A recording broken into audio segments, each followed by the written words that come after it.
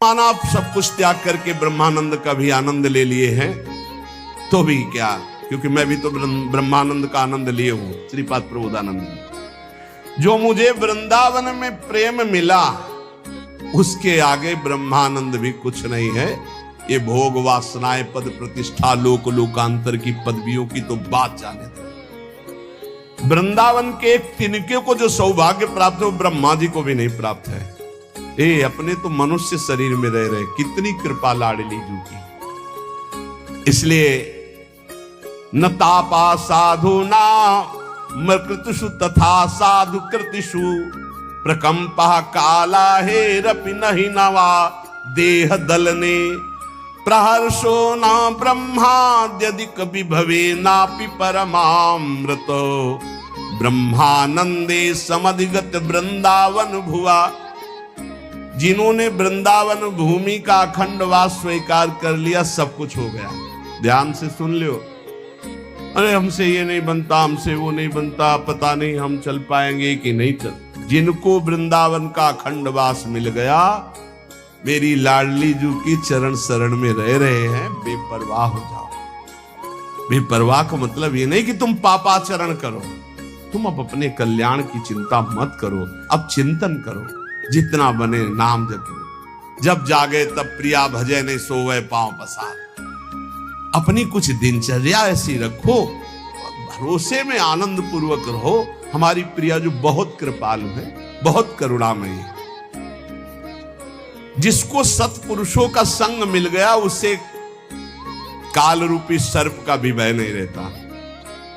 कहीं ना कहीं आपको सत्संग प्राप्त हो रहा है, ये बहुत बड़ी बात है। रोज ब्रह्म मुहूर्त वेला में भागवतिक शब्द, भागवतिक सिद्धांत पढ़ रहे हैं। अगर हमें सत्संग मिल रहा है और हमारी सद्भावना बन रही तो हमें प्रभु का प्यार निश्चित मिलेगा। प्रभु हमें प्यार कर रहे हैं, तुम्हें दिखाई नहीं दे रहा लेकिन प्रभु तुम्हें बहुत प्यार कर रहे हैं। मनुष्य शरीर दे के ये सौभाग्य जो ना, ये केवल भगवत कृपा। जब द्रवहि दीन दयालु राघव तो साधु संगति पाई। हरि किसको प्यार करते हैं? श्री भगवत ऋषि जी महाराज कह रहे हैं, साचे प्रिय हरि के ये प्राणी। ये भगवान को बहुत प्रिय है सच्चे लोग। कौन सच्चे? सच्चे कौन? बोले जो लोभ रहित, छल रहित, दयानिधि, सब ही के सुखदानी। साचे प्रिय हरि के ये प्राणी। वही व्यक्ति हमारे प्रभु श्री हरि को बहुत प्यारा लगता है जिसने धन का लोभ छोड़ दिया है। काम कैसे चलेगा? धन का लोभ। धन कमाइए, मेहनत से कमाइए, धर्म पूर्वक कमाइए। लोभ रखोगे तो पाप कर लोगे। लोभ रहित होकर धर्म कमाओगे तो पुण्यमय धर्म, धर्ममय धन, लाभमय धन, सुखमय धन होगा। मान लीजिए, प्रार्थना मान लीजिए, लोभ रख के धन कमाओगे तो पाप जरूर बनेगा। ये लोभ ही पाप की जड़ है। पाप किसका होता है? जिसके हृदय में धन का लोभ होता है। तुम्हें इतने रुपए देंगे, इसको ऐसा कर दो, आप कर देंगे। रुपए का लोभ है। रुपए का लोभ है तो आप नहीं देखेंगे किसको क्या पीड़ा हो रही है। आप चोरी, हिंसा जो चाहेंगे। ये लोभ रहित, धन का लोभ ना रखते हुए धर्म पूर्वक धन कमाते हुए गृहस्थी में परिवार की सेवा करें। और विरक्ति में तो भगवान के भरोसे जब जैसे चाहा। अवधूत दत्तात्रेय जी से महाराज यदु पूछते हैं कि आप तो बहुत हष्ट पुष्ट और स्वस्थ हैं। हष्ट पुष्ट स्वस्थ होने का मतलब है आप विषय सेवन करते हैं, अच्छे अच्छे पदार्थ खाते हैं, क्योंकि बिना पदार्थ खाए आपका शरीर पुष्ट नहीं हो सकता। और पदार्थ कर्म से प्राप्त होते हैं, आप कर्म करते नहीं, पड़े रहते हैं। तो मुझे संशय है। तब जो अवधूत जी ने बताया कि कभी महलों में मुझे सुंदर पलंगों पे और सुंदर 56 भोग पाने को मिलते हैं, मुझे कोई हर्ष नहीं होता, गर्व नहीं होता। कभी मैं राख के ढेर में पड़ा रहता हूं, कभी फुटपाथ में कई कई दिन तक भूखे पड़ा रहता हूं, मुझे कोई शोक नहीं होता, क्योंकि मैं अपने स्वरूप में स्थित रहता हूं। इसलिए मैं सदैव प्रसन्न रहता हूं।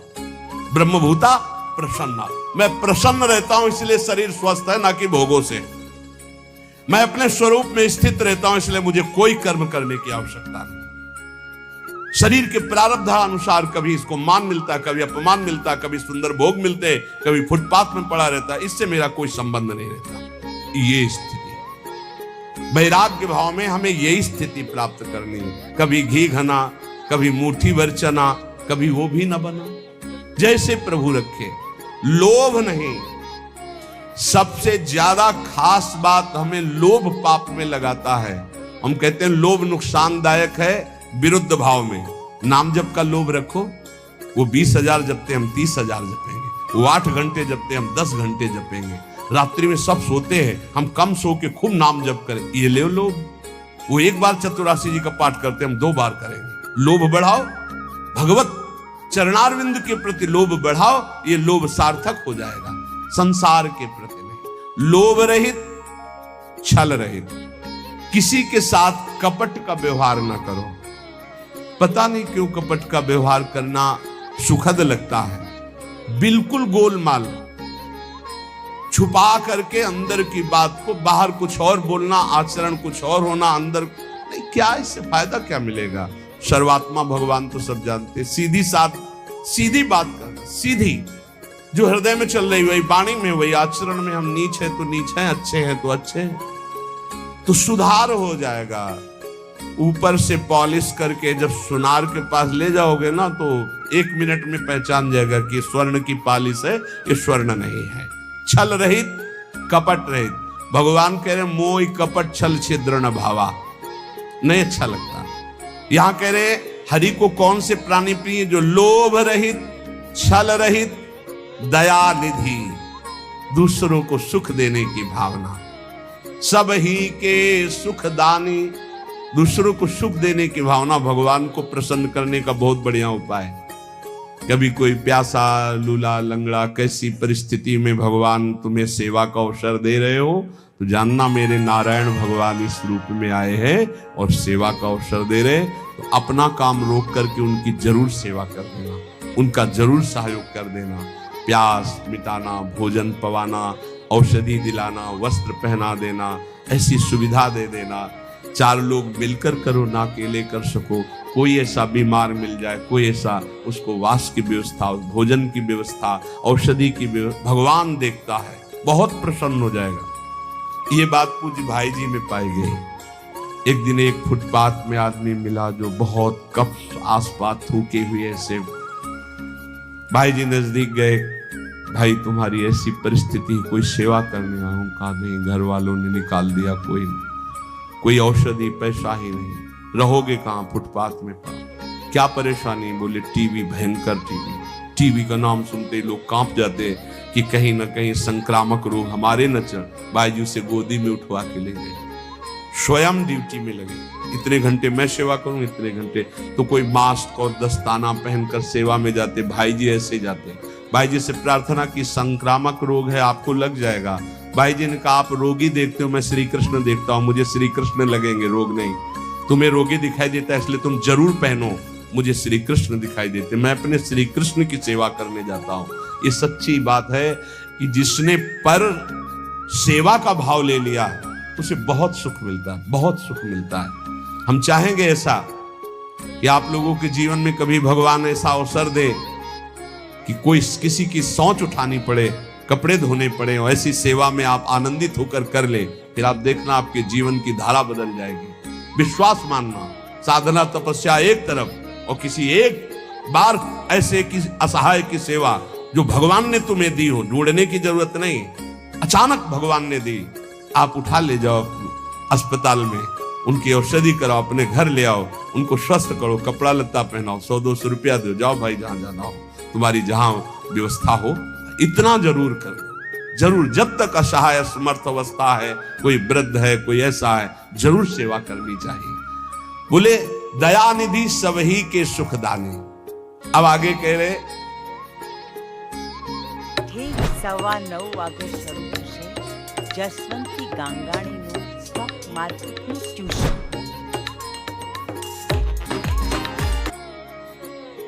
कि अगर ऐसे सदगुरु की प्राप्ति हो जाए तो भगवत प्राप्ति देर नहीं लगती। निष्प्रेही गुरु भजन परायण, सो शिष्य पार उतारे। ज्यो नारद ऋषि व्यास उबारे, बूढ़त बहु जलधारे। बोले गुरुदेव कैसे हो? बोले निष्प्रिय, किसी से कोई मतलब रखने वाले ना हो, कोई परिचय बनाने वाले ना हो, तभी बात बनती है। पोजीशन देख करके, संपत्ति देख करके, सुख वासना की बात देख करके यदि हम किसी को शिष्य भाव स्वीकार करते हैं तो उसके ऊपर भगवत भाव ना चढ़ेगा और ना हम उसका कल्याण कर पाएंगे, क्योंकि हमने उसकी भोग वस्तुएं देखी है और वो हम चाहते हैं कि रुपया दे दे, कपड़ा दे दे, अमुक भेंट दे दे, तो कभी शिष्य का कल्याण नहीं कर पाएगा। वो गुरु बोले निष्प्रेही गुरु, लौकिक पारलौकिक किसी भी वस्तु पद प्रतिष्ठा की चाह ना हो, ऐसा गुरु। भजन परायण, रात दिन प्रभु के चिंतन में लगा हो। बोले ऐसा जब गुरु मिलता है तो चाहे जितना अधम शिष्य हो, निश्चित उसका उत्थान शुरू हो जाता है। उत्थान, रुपया पैसा, संसार की भोग सामग्री, नाना प्रकार के कुमार्गामी प्रवृत्तियां, सबको त्यागने का मन हो जाए और भगवान की पाने की इच्छा, यही उन्नति का दर्शन अपने अंदर है। हमारा परिवर्तन हो रहा है, संसार का राग छूट रहा है, भगवान प्यारे लग रहे हैं। निष्प्रेही गुरु भजन परायण, सो शिष्य पार उतारे। ज्यो नारद ऋषि व्यास उबारे, बूढ़त भौ जल धारे। महर्षि नारद जी ने जब चिंता में डूबते हुए व्यास जी को देखा तो कहा,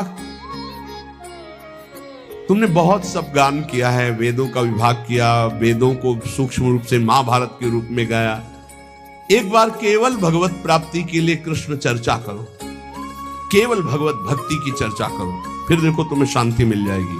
क्योंकि नारद जी के वचनों में भगवत प्रेम छुपा हुआ था। देवर्षि नारद जी के इशारे मात्र की जरूरत थी कि भगवान व्यास देव जी ने ये जो श्रीमद् भागवत पुराण रचा, इससे उनको शांति हुई।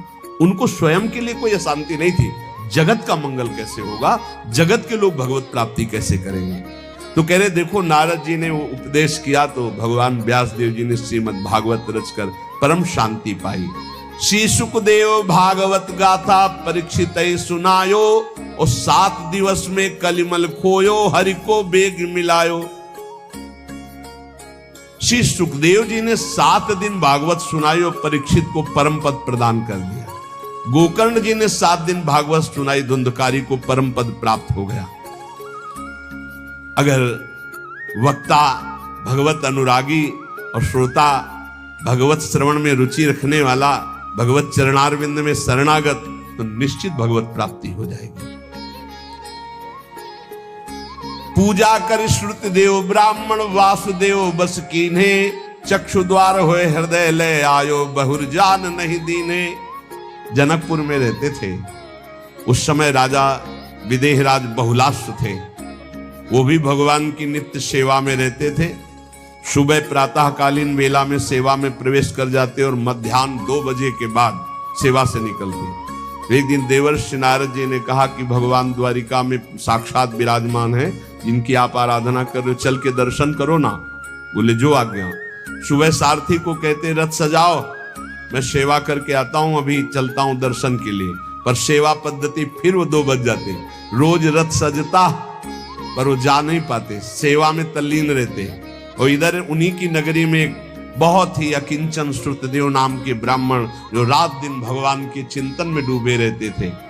भगवान दोनों को कृतार्थ करने के लिए स्वयं बड़े बड़े महापुरुषों को, सुखदेव जी, वशिष्ठ जी, पराशर, व्यास आदि महापुरुषों को रथ में बैठाल कर जनकपुर आए। जे भी सुना पूरे नगर में जय जयकार मचने लगी। भगवान द्वारिकाधीश महापुरुषों के साथ पधारे तो भागे महाराज बहुलाश्व भी और श्रुतदेव भी, दोनों भगवत प्रेमी। दोनों के हृदय में आकांक्षा भगवान मेरे साथ चले, और भगवान दोनों के साथ चले, दोनों नहीं जान पाए। बहुलाश्व के साथ समस्त ऋषियों सहित, वैसे ही श्रुतदेव जी के साथ समस्त ऋषियों के सहित। और जब भगवान श्रुतदेव के पास, तो उसके यहां कोई अच्छे आसन भी नहीं थे, कुशासन बिछाया। भगवान द्वारिकाधीश समस्त ब्रह्म ऋषि आसन पर बैठे, सबकी सेवा की। भगवान की तो आंसुओं से सेवा की, प्रभु मुझ गरीब अकिंचन के पास। भगवान को बहुत प्रिय है ये बात। परम अकिंचन प्रिय हरि केरे। भगवान ने एक उपदेश किया, श्रुतदेव तुम्हारी सेवा बहुत उत्तम है, पर जैसी भावना तुमने हम में की वैसी हमारे भक्तों में नहीं की, इसलिए मेरी पूजा अधूरी रही। अब तुम पुनः पहले मेरे भक्तों की पूजा करो, क्योंकि सब तुमको कृतार्थ करने के लिए मेरे साथ आए हैं। भगवान ने ऐसा श्रुतदेव जी से कहा। श्रुतदेव जी ने जे ही भगवान के भक्तों की पुनः भाव से पूजा की, तो बाहर द्वारिकाधीश नहीं, अंदर द्वारिकाधीश। चक्षु द्वार होए हृदय ले आयो, बहुरी जान नहीं दीने। सदा सदा के लिए भगवान उनके हृदय मंदिर में प्रकाशित हो गए। नाच गाय गोपिन बस कीन्हे, नागर नंद किशोर। लोक वेद कुल का न मानी, डारी ज्यों तृण तोर। सच्चे भाव से गोपी जनों ने, यद्यपि गोपी जनों की स्थिति बहुत ऊंची है, पति पुत्र परिवार घर में रहते हुए भगवान की ऐसी उत्तम अवस्था कोई भी एक वृत्ति नहीं है संसार में। ऐसी उच्च कोटि की अवस्था बड़े बड़े महापुरुषों ने नमन किया गोपी जनों को। क्या गोपी जन कौन सा ध्यान धरती, कौन सी आराधना करती, घर लीपना, धान कूटना, पुत्रों को दुलार, पति को साफ सेवा, वैसे गृहस्थी वाली। लेकिन एक सेकंड भी कभी नाम जप नहीं रुका, कभी प्रभु का चिंतन नहीं छूटा। मुरारी पादार्पित चित्त वृत्ति, यही सबसे बड़ी बात है। भगवान इसी बात के लिए कह रहे, बड़े बड़े ऋषि मुनि योगी जन जिन मोह की बेड़ियों को नहीं तोड़ पाते, वो मोह की बेड़ियां तुम्हें बांध ही नहीं सकी। तुम सदैव मेरे अनुराग रंग में रंगे रहे, मैं तुम्हारा ऋणी हूं। मुरारी पादार्पित चित्त वृत्ति।